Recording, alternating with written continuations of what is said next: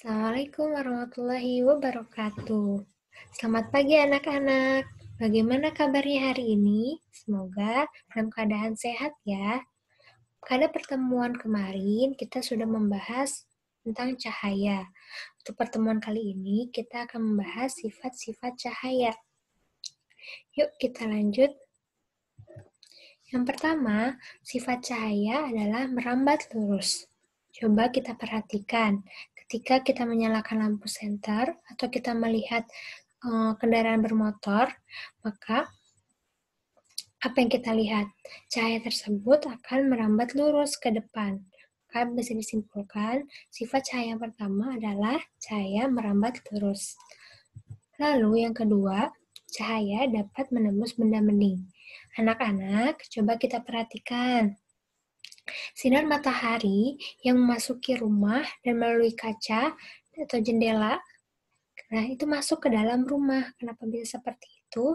Karena cahaya dapat menembus benda bening. Karena kaca adalah benda bening. Sebenarnya apa saja sih benda bening yang ada di sekitar kita selain kaca? Pertama, ada mika. Yang kedua, ada plastik. Dan ada air jernih. Dan masih banyak lagi.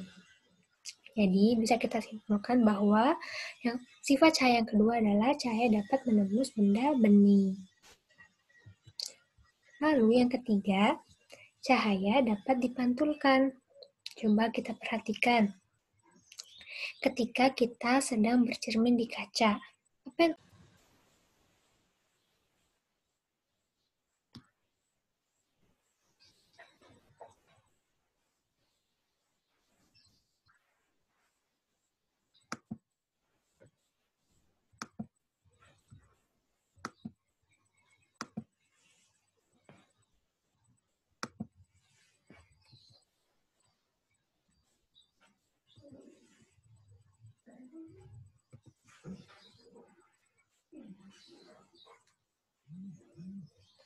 sifat cahaya yang ketiga adalah cahaya dapat dipantulkan. Coba perhatikan ketika anak-anak sedang bercermin depan kaca. Apa yang terjadi? Bayangan kita ada di kaca. Kenapa seperti itu? Karena ketika ada cahaya yang mengenai benda berbentuk permukaan licin atau rata atau mengkilap, maka cahaya tersebut akan dipantulkan gitu. Sama seperti ketika kita bercermin. Lalu yang keempat, cahaya dapat dibiaskan.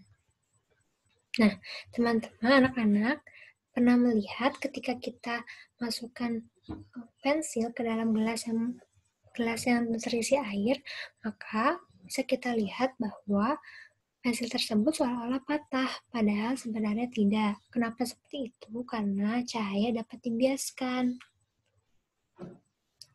Lalu yang terakhir, cahaya dapat diuraikan. Anak-anak pasti pernah melihat pelangi ya. Nah, di pelangi tersebut ada warna apa aja? Merah, oranye, hijau, biru, dan masih banyak lagi.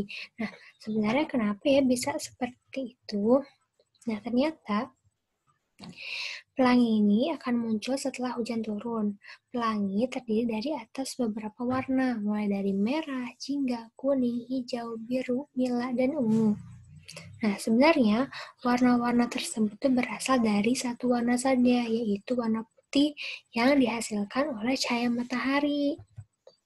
Nah, kan tetapi cahaya matahari yang datang dibiaskan oleh adanya titik air hujan, maka berakibat cahaya putih itu diuraikan menjadi warna-warna yang terlihat di pelangi. Nah, itu adalah sifat cahaya yang kelima. Mungkin untuk pertemuan hari ini kita cukupkan, kita lanjut ke pertemuan berikutnya. Assalamualaikum warahmatullahi wabarakatuh.